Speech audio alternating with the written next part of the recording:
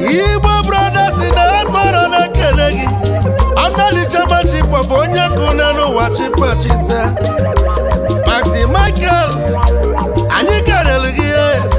Aka na-etikwa nwanne m si butu n'igadilani. Agadi nwanyị na daka ka na-egwu amakwa. Ambuli bana mmesa na anyị ga-abịa ọzọ. Ọbọla ya ka nwanne m si m keleli okoye ya.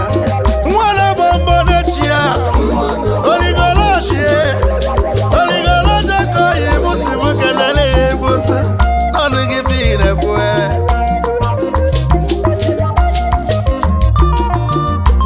Ọnụ nwoke ọnụ na-ekwuli Igbo n'echi ya n'abana. Damaski nwanne m aka na-abụ ụgbọ na-ekene.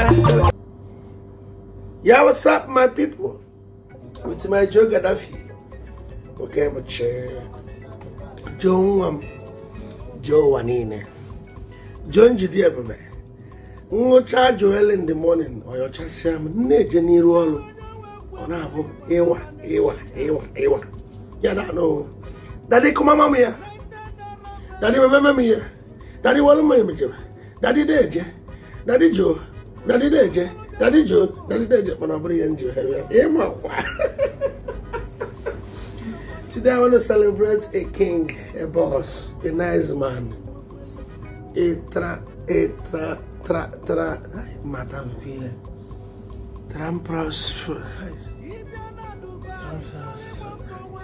I won't guess I say but I want to celebrate a great man. You know why? He's good. A man that never see you in pain and keep quiet. A man that never supports evil. A man that carries his brothers along. A man that wants progress for the people. A man that wants the peace of your mind. A man that says, Nabia, this is the way you will follow in this Dubai. Or Bahalagi. A man that when I came to United Arab Emirates, when Igwenaza brought me, Igwenaza Sia manager, make up Dubai. He took me like a brother.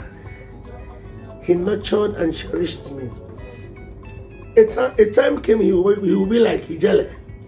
I'm Bolu. A time came he will be like Hijele. You're like my brother. Igwenaza is our boss. We can never deceive you. Only patience will make you become famous in Dubai. Today, a guy in Dubai, I want to manage Dubai. Ah, you're a liar. Hey, Imapa. You don't know Dubai, so no, mom. Hey, okay.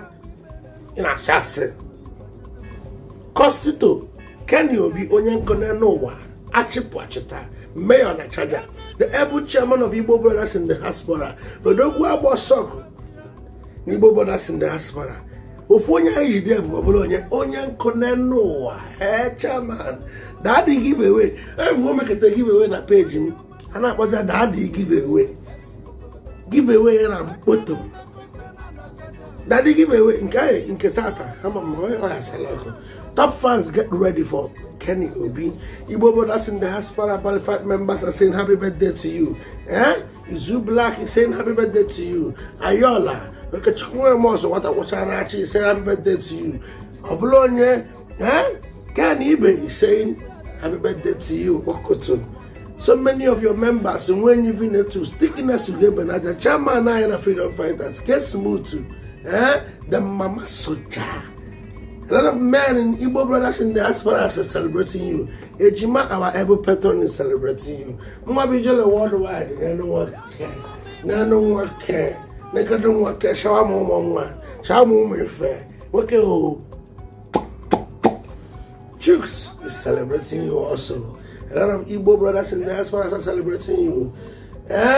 What you will I go out and sniff it? High Chief Ichiakunde is saying, can one them happy birthday to you.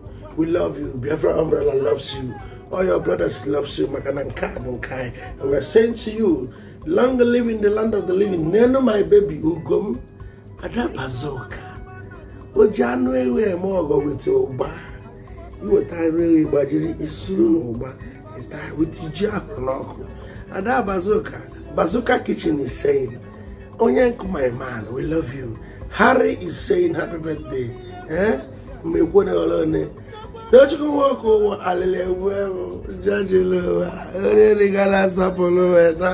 everybody is saying happy birthday to you because you're a man of the people and we love you.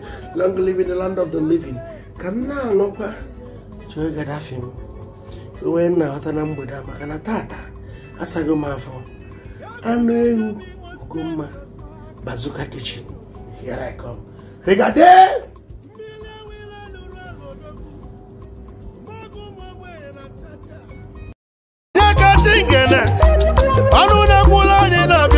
Umbrella kenalagi ndabia fra umbrella ni nesi eze dibia ni gadelani Igbo brothers in diaspora na kenegi under the chairmanship of onye kuna no wachipa chita Maxi Michael anyị kenalagi akana tikwa nwanne m sibutu ni gadelani agadi nwanyị na daka kanegwa makwa Ambuli bana bana mesa